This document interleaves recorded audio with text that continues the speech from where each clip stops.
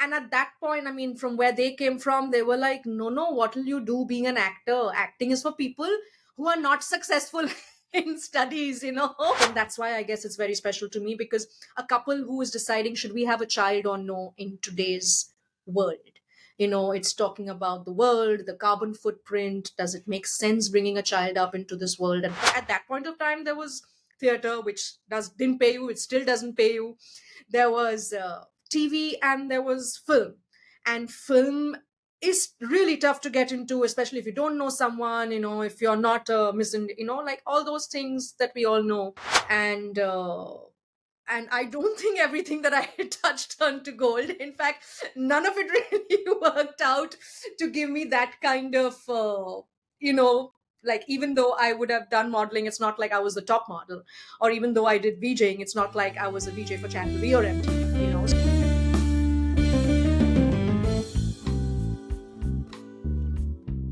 Hi, welcome to the Mohua show. My name is Mohua Chinappa and I am an author, entrepreneur, and ex-housewife.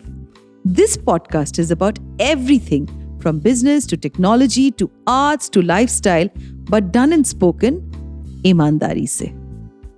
Hi, in today's episode, we have with us a very accomplished Indian actress, Dilnaz, who seamlessly transitioned across film, theatre, and television. Her absolutely amazing Bollywood journey began with roles in films like 68 Pages, Jodhaa Akbar. Notably, she portrayed Tamanna in Heroine and Nameeta in Aligarh. Dilnaz's versatility extends to a small screen where she has great shows like Ragini MMS Returns, Twisted, and Arya. Her recent Tamil web series debut in Mathagam showcases her commitment to diverse projects. Dilnaz's passion for storytelling combined with her analytical thinking continues to captivate audiences, and I am a huge fan of Dilnaz, having seen her in Rang Shankara for Baby Blues. And I can't begin to tell you how elated I am today to have you on my show. Welcome, Dilnaz. Thank you, Mahua. I'm excited to be here. Thank you. Thank you. You have a very diverse and impressive career. So let's just start from the beginning. Can you tell us a little bit about your early life? What inspired you to pursue a career in acting? It is a very tough choice, to make, because one knows it's so competitive, but you pursued what you wanted to do. So tell us the start. Uh, the start was actually pretty simple. When I was really, really young in school, when someone asked me, what do you want to be? I just didn't know, because sometimes I wanted to be this, sometimes, and I had some crazy dreams in my head. Like literally, I would watch some film in which, there was a forest officer, and one day I was like, I want to be a forest officer, and one day I wanted to be a lawyer, and one day so I wanted to be so many things. And yeah, and then I think as I grew a little older, like, I realized that I can be all of these things if I'm an actor. I can literally be all of it, any of it. So it came off like something as small as that is what made me decide that I think this is what I want to do with my life. So then my parents, they put me in a speech and drama class, and I was a very, very shy kid. Like I was extremely shy. I was bullied sometimes, and then I think once I joined that extracurricular class, I think that kind of just changed me, changed my personality, the confidence. And I was like, yeah, this is what I want to be. But of course, there were other hurdles, and it didn't happen for a while. But yeah, it came across as that. Yeah. You've actually completed your electronics engineering studies. I have to repeat that. Electronics engineering studies, and worked as a software engineer for 4 years. How did you do this entire transition, and how did you even go in for engineering, considering that you're so creatively inclined towards storytelling and doing the rest of the work? So I've come from a middle class family in Bombay, and my parents had no connection to the creative world or acting or any of it. And my mom's a teacher, so I had to do well in class. There was no excuse. Like I had to be in the top 5. Like there was nothing. And luckily or unluckily for me, I was one of those 90% students. So, and at that point, I mean, from where they came from, they were like, no, no, what will you do being an actor? Acting is for people who are not successful in studies. It's not for like people who are 90% students, and how will you sustain, and the usual doubts that at least at that point of time people had. Now it's a completely different era and a different world out there. So they were like, no, you can't waste your marks just doing acting or just doing arts and then pursuing acting. So I didn't know what to do. I didn't get a 95 and a 99 to get into medicine, and the paid seats for medicine were too expensive. And now that I look back, thank God I didn't do it. uh, but I was like, chalo, everybody's doing engineering, all the boys are doing engineering, I will also do it. It was literally one of those things. And again, uh, weirdly, I did well in my 4 years of electronic engineering. I got a job placement immediately from college, which was quite rare at that point of time. So then again, the parents are like, no, you've got a job in a good company, you can't say no to it. So every step of the way it was that. But I was doing theater along with that. I started theater at a very young age. I started theater when I was 14 years old, and I mean professional theater. So I used to go to engineering college, and my theater ads used to come in the newspapers, and a few classmates were like, why is she wasting a seat? What is she doing? She will fail. She will leave in the first 6 months. All of those things. But then I did extremely well, and I think then everybody was like, yeah, okay, we need to take her seriously. So She's the yeah. two-brained woman. Dilnaz is the two-brained woman. Ah. You've acted in numerous theatre plays, right? So, which one holds a very special place in your heart and why? This is a tough one, Moa, really, because I think I was just counting a couple of months back. I think there are 55 different productions that I've now done. Different productions. So shows must be in the thousands. Uh, a lot of them have a special place. Like if you see, like the Vagina Monologues, that is a play that I've been with for the last 14 years.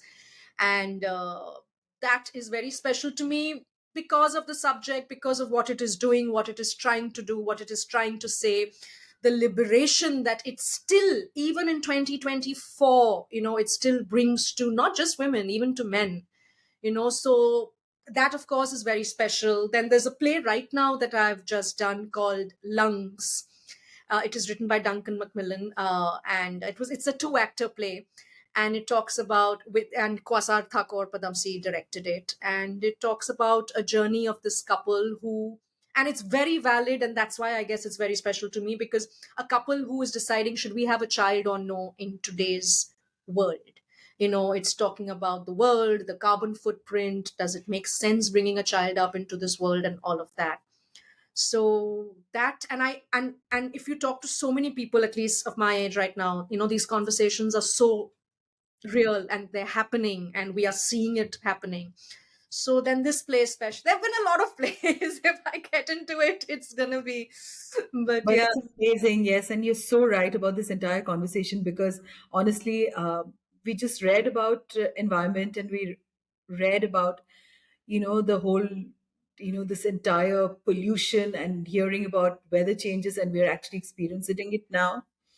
And it's crazy to even realize that what people in the north are going through with 55. And what really saddens me is that people who don't have access to an air conditioner, to water, to basic electricity. Why air conditioner? I mean, that's being very, I mean, too ambitious.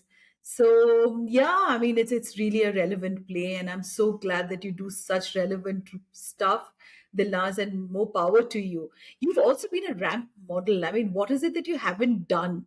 I mean, I have to like really check out. You've done all those things that most women dream of. I do. And how did your modeling career influence your acting career?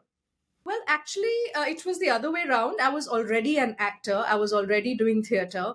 Then I also took a job as a software programmer. So I used to work at a firm called PCS. I used to work from 9 to 6, and then sometimes shoot used to be in the night shoot. Then I used to go to shoot and come back to office the next day. So it was crazy. Sometimes I led a crazy life. And so I was already an actor, and then I think an ex-boyfriend at that point of time, who was also in my software job at all, and he was someone suggested to him, why don't you be do a mod, like why don't you model, and why don't you apply at Gladrax. And he was doing it, and I was like, why? He was like, I was like, why shouldn't I also try? And I didn't think I'd even get in because I'm not that tall to be a ramp model. I'm pretty short.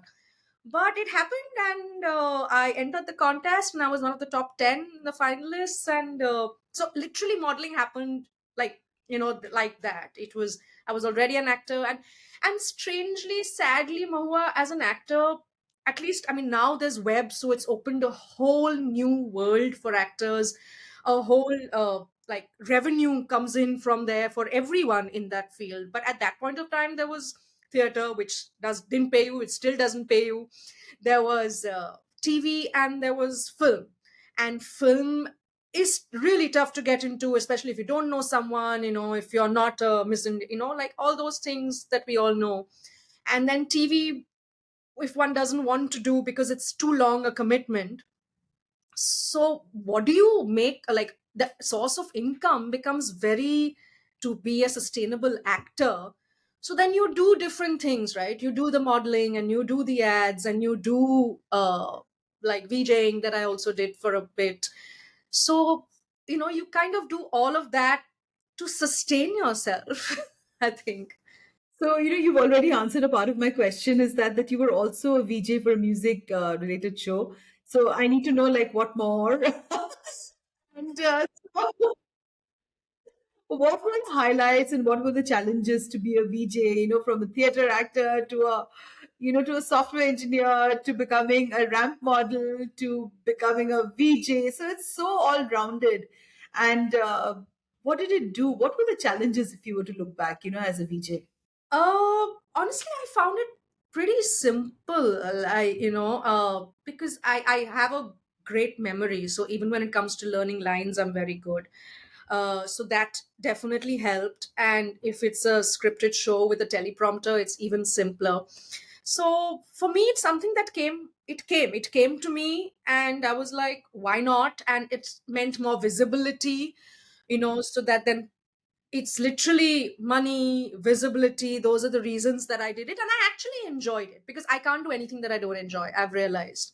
Like in life, even right now, if there are a lot of projects which come, and if my heart is not in it, I just I just can't do it. So at that point of time, it was fun. I enjoyed it, and I was like, why not? And it literally was that. So yeah, yeah, yeah. So you're very passion driven, just like me. Me too. I mean, unless I'm really passionately involved with a project, I find it extremely difficult to put my heart and soul into it. So let's just talk a little bit about your Bollywood journey that began with films like 68 Pages. Of course, everyone knows the songs and the entire film, Jodha Akbar. What memories do you cherish, from those early days of yours? 68 pages happened to me, I think, from Sridhar. I think someone wanted a theater, he wanted a theater actor, and there were a lot of theater actors in that film.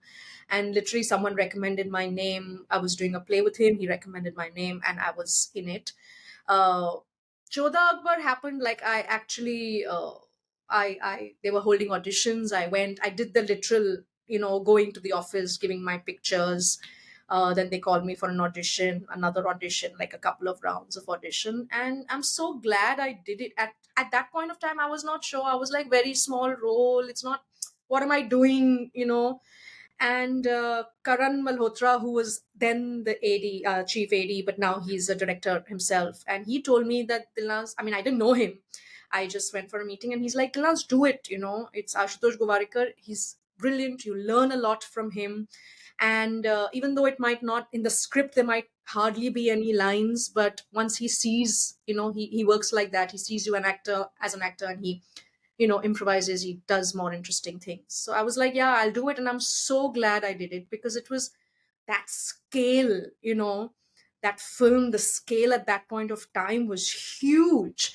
So just that was a learning experience. And working with Aishwarya Rai, she's gorgeous, she's such a lovely, warm person, so it was a great experience working with Ashutosh and all of the whole team. So yeah, yeah. You've worked in two of my favorite films. I mean, one of my absolute favorite. You've been in Heroine and Aligarh. I just loved the film Aligarh, and you portrayed very significant characters there. So, how did these roles shape, your acting career? To be very honest and candid, nothing happened after Aligarh, Like a lot of times you feel that, oh, I've done a great film and this is going to give me, I'm being very honest here, and you think that this is going to give me some great work and now I've made it and all of that. And there was nothing post Aligarh for a very long time. And of course, I didn't do it the right way also, because for me is also, I shot the film, my job is done. But honestly, I come to realize it's not done. After that, when the film releases and there's PR and all of that, is when the actual work starts, which I hate. So at that point of time, I didn't do anything. I was like, huh, I've got a great role, I'm in a great film. Automatically, people will write if I'm good, and if I'm not good, fair enough, I won't get work, and people won't write about me. uh, but the thing is that now in hindsight, I realize I should have pushed myself more, I should have done more PR at the correct time when it released. I didn't do any of that. uh, but yeah, I had no work for a year after Aligarh. So what I hoped and what actually happened was very, very different. But yes, people do try. People still do remember me from Aligarh. So it might not have translated at that point of time to work as such. But yeah, people do remember. People do say that, we know she's a good actor. We know she's capable. And I think Aligarh was in 2015 16, and now just last year when I did the Tamil show, the director had actually seen me in Aligarh and in Arya, and that's how they even called me and knew of me. So I guess at that point of time, I was like, what's the point? I'm not got any work. But now when I look back, it helped me in ways which were indirect, maybe not directly. Villas, isn't that the way life is? At that very moment, you probably don't even understand, what is going to come out of something. Because for me, also in life, there were many things that I did that were really, really good, and you expected that you'd immediately get something out of it, but it didn't come at that time. It's only after years that you see that, there's this whole trickling thing of success that just follows and takes you forward. You were fantastic in Aligarh. And I'm a huge fan of yours, Dilnaz. And let's just talk a little bit about Ragini MMS Returns and Twisted. You've really made a mark in the web series world also. So, what drew you to this project? Honestly, Ragini Twisted happened. No, Ragini MMS happened first. I think that was when I think web shows were kind of coming in, and yeah, I think Ragini MMS was, I think, a couple of year or two after Aligarh, and as I said, I had no work. And I was like, why not? And I was a little apprehensive because I was playing the mother of a young girl in Ragini MMS. And a lot of people in this industry say, no, once you play a mother's role, you don't get any other role. All those apprehensions were there. But then I was like, no, it's an interest. It's not just a mother's role. She's got her own track. She's got something substantial. And why not? Why do we sometimes let ourselves, and me, I mean talking to myself, I get bogged down by all these things sometimes. And then I was like, no, I'm going to do the project. It's okay if it's a mother's role, it doesn't care. I'm good and I will do it well. And I'm glad I did it, because after that, it's not that I've done any other mother's role. After that, Twisted happened, in which I was playing, with Vikram Bhatt, and I was playing this detective, so it was all like nice, fun, crime thriller kind of thing, and I enjoyed it. So yeah, I mean, they just happened. Twisted, the director Anupam had seen me in Aligarh. So, Look at that. oh, now, wow, now while I'm talking to, I'm like, oh yeah, that's how it had happened. Yeah. Yeah, amazing, amazing. You've Yeah. also, let's just talk a little bit about, Mathagam, Hmm. which is your Tamil debut, and or you would, the commissioner, Shayantika Biswas. I'm Bengali, so I'm trying to get the surname and the name really right. Yeah. So, how did you overcome language barrier? Now, just don't tell me that even you're a natural when it comes to that, Dilnaz. You need to No, tell me that some problems there. yes, I had a damn tough time. But it was interesting. It was a challenge, and I'm glad I took it. So, as I said, I think they had another actor in the series. It was commissioned by Hotstar, and I think luckily for me and unluckily for that person, it was post COVID, and the actor was not too well, and there were some health issues, and they wanted another. The producers, I think, wanted a Bollywood or a Hindi actor for some reason, and the other actor knew how to speak Tamil, even though she was a Bollywood actor. And the director Prasad had seen me in Arya, and he had seen me in Aligarh. So they literally contacted me on the phone, and I wasn't even sure if it was a prank. I was like, "Are you like?" A lot of times you get these weird calls, and I think for the first couple of times I didn't even bother. I was like, "Yeah, yeah, okay, bye, bye. Please talk to my manager," kind of thing. And because you don't know what's genuine, what's not. And then I don't know what. Then I actually spoke to him, and then the director I think came on call, and he had seen me, and they called me to Chennai. And again, I was not sure because I was like, I don't know these people. So I took my manager with me. I was like, please come with me. I'm not going alone. And I went there, and they were really sweet people. There was no audition as such because the director had seen my work, so he didn't need to, which is great. But they had like a look test where they wanted to see the look, and they got the DOP and all of that. And he narrated the script to me, and I was like, listen, this is a huge role. And I think I'm one of those rare actors who actually told the director, please don't cast me. I'm like, I know nothing about Tamil. It's not even like I'm a South Indian living in Bombay, right? Like the languages which are easy to my ear are Hindi, Marathi, Gujarati, which are nothing like nothing, even phonetic, then nothing sounds like it also. And I'm a Bengali, so I mean in the show I'm a Bengali. I'm like, I know nothing about Bengali, I know nothing about Tamil, so I was telling him, I said, Prasad sir, please don't cast me. You will get another actor who's at least familiar with the language. And he was like, listen, that is not your problem, that is my problem. I will get that out of you, I will extract it out of you. Do you like the role? Do you like the script? Do you want to do it? You just have to say that. If you don't like that, then that's a different story. I said, no, I love it. It's a great role. It's a big role. It's a great script. So, and I like doing thrillers. So he was like, don't worry, we'll figure it out. And they figured it out, Mohua. Really, I don't know how. But of course, like every day when I was on set, they had a language trainer, and he would come and he would, like, translate it. He would write it, then I would write it in Hindi. It was a huge process. So to do one scene, the lot of the prep that went into it on the day of shoot while the whole team is waiting, and the pressure, it's like here is just the pressure of the acting, and that will come naturally to you when you do it. But there's the pressure of mucking up the lines. And I'm one of those, since I come from a theater background, I like one or two takes, and I think those are my best takes, the first few takes. So all that pressure I put on myself, and but yeah, I think it went off very well. The director was very happy. In fact, just a couple of days back I was speaking to him, and he was like, yeah, we have to do the next season. And I was like, yeah. you know The Tamil industry, here we come, Dilnaz. Amazing. So, you know what, as an artist, how do you balance this entire analytical thinking and, the creative part of you? I'm very, very curious to know that, because most people I've met who are engineers, they're pretty, they're pretty dull when it comes to, no, not all. That's such a wrong thing to say on the podcast, but but a lot of them are not probably as passionate as you sound with the creative work. So how do you approach this? And these are diverse roles that you've done. So just share a bit of light on this two brain that you've got. so I guess the creative just comes naturally to me. Uh, but the analytical part, I think, comes when I'm preparing for a character.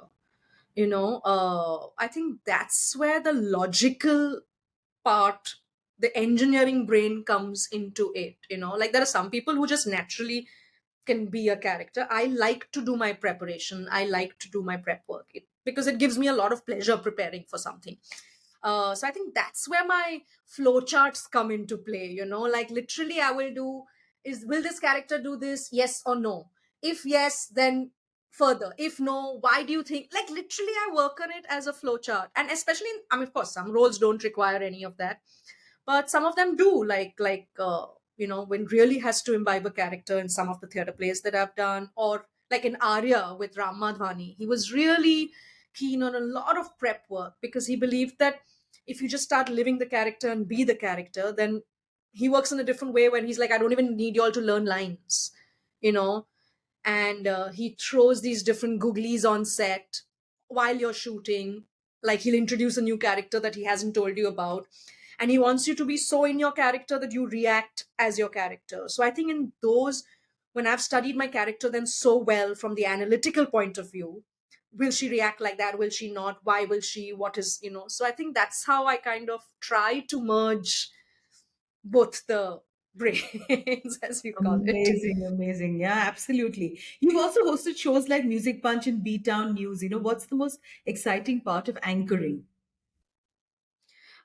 At that point of time, I really liked doing it. It was music shows, and then I was also hosting events and stuff like that.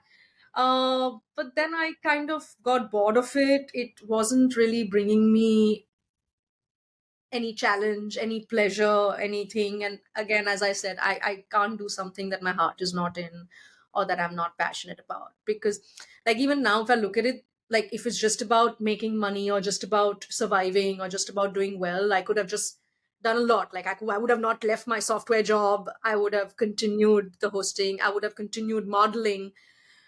But for me, it's my heart is not in any of it. I will do these things for a while, and then acting is what I always just come back to. So yeah, it was fun while it was there, and that's it. I mean, yeah.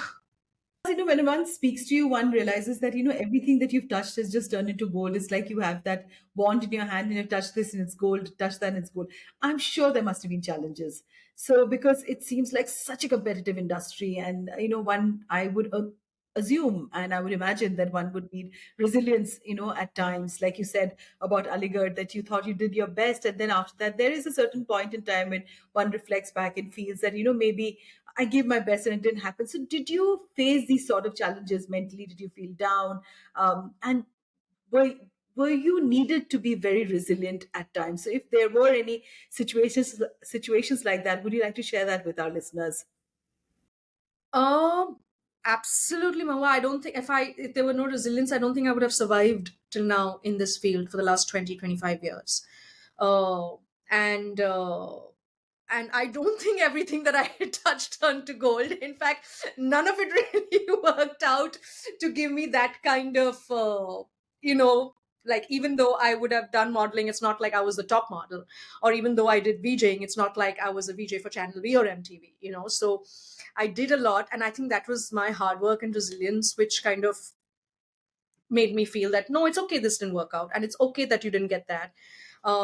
Yeah, even now there are challenges, like even now there are months where there's no work, and especially now, last year there were a lot of film projects that were supposed to start and things were just at a standstill. The market was bad.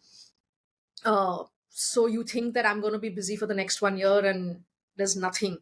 So forget, at that point of time, even now I face the challenges when I actually even now think that am I doing the right thing? Should I do something else? And when you see your other colleagues who were engineers with you on software jobs, when they all have big cars and big houses, I still don't own a home in Bombay.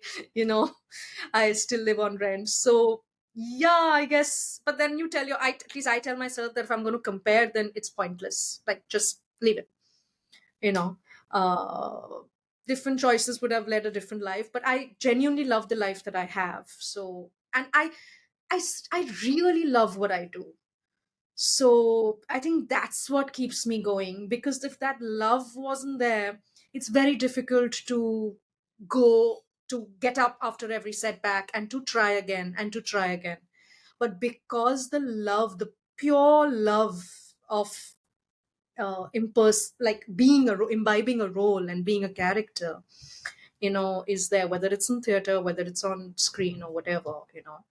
I think that's what just keeps me going. So yeah, it's just that passion and love which keeps me going. Amazing, Dilnaz. Dilnaz, tell me about your upcoming projects, that you're very excited about, and we can look forward to seeing you in the future. um Honestly, I'm not supposed to talk. They make you sign those contracts and which are not supposed to talk. I just shot for a web series, which is a thriller web series, in which I'm playing a journalist again, but it's a very different, it's a very funky kind of character based in Goa, and it's quite cool. So I just finished shooting for that, and let's see which OTT picks it up and how that goes. Because so many times you shoot for something, you don't know where how it's gonna go. And yeah, I don't know if I'm even there in the film. There's a big commercial film called Chandu Champion, which is going to be releasing. It was a very small role, literally a 4 day, 5 day role. I was again not going to do it, but then I was like, I've never done something so commercial, so I was like, why not? Let me try it for the experience. But I've not seen the film. I don't even know whether my role is there or it's all chopped off, because in films of such on such a big canvas, you just don't know what happens, and I don't know how it's going to turn out. So Oh, I'm I'm hoping to see you in Chandu Champion. small, small, little tiny role. Find you. I will find you. I think it's Kabir's film, right? Kabir Khan's film. Yeah, yeah, Yeah, yeah. I've never worked with like I've never done a film of that. I mean, Jodhaa Akbar was, but it was still a different kind of film. This was just a different thing, and I was like, let me try it. Theater actor Dilnaz doing such a commercial film, and yeah, yeah. And of course, my manager was like, "Do it, visibility, do it, money." I'm like, "Yeah, yeah, yeah." Like, So, Dillas, I'm going to ask you one tough question. Who's your favorite co-star? oh no, no, no, mama. You're not answering that. No, I'm not going to.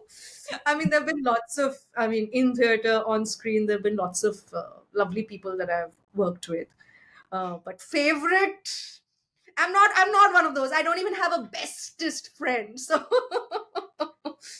Me I'm not. too. Friend, I do have a very good friend, but yeah, I think people like us who pursue things so much with the heart, even having, somebody so into your inner heart and the recess of who you are is Yeah. very difficult. So, outside of acting, what are your other hobbies? What is it that you do, Dilnaz? Oh, I read, I sing. Okay, I mean, I'm not a trained singer, but I think I've done two musicals, Grease, and there was one more musical that I did. No. My partner is a music director, so a lot of times for him, like he's doing an ad and he's like, Dilnaz, I want some voice, and he's doing some film score, and I'm like, yeah, yeah, okay. So, and I enjoy it actually. I've done a few covers of a few songs, but I do it purely for myself, like purely for just for the fun of it.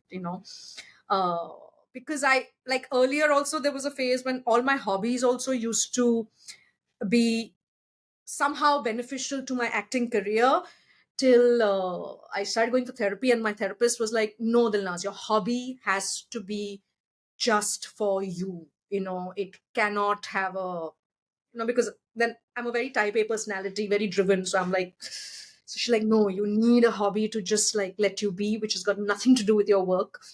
So I'm still finding some more hobbies, but yeah, I like reading, I like singing. Yeah, yeah. What advice would you give to aspiring actors who dream of making it really big, in the entertainment industry? What is it that you would share with them?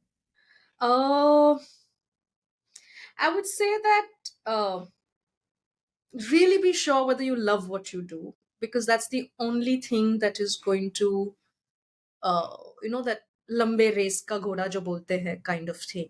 That's the only thing which is going to, I mean, yeah, I mean, you might do well for 5 years, 10 years, but if you want to be in it for the longer haul, then really, really be sure whether you really enjoy it and love it.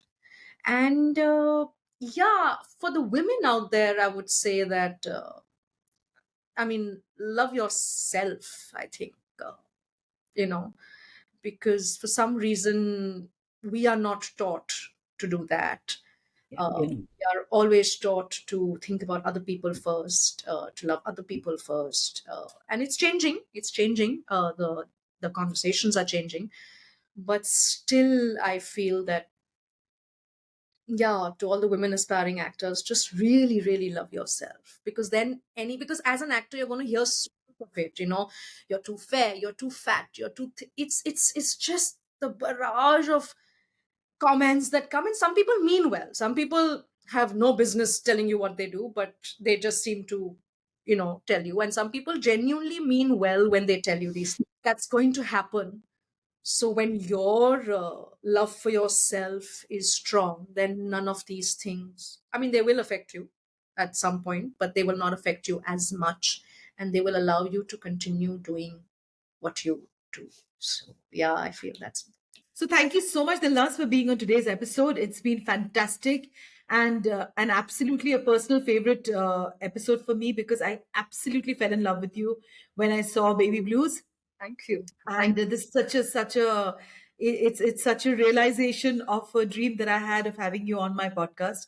Thank you so very much, Dilnaz, and wishing you lots and lots of luck. And thank you again. Thank you, Mama. Thank you so much. It's been an absolute pleasure talking to you. Thank you. Thanks. To you, our dearest listeners, you can find us on your favorite streaming services, Spotify, Amazon Music, Apple Podcast, and of course on all other major streaming services. With loads of love, we are The Mohua Show, where we talk ईमानदारी से.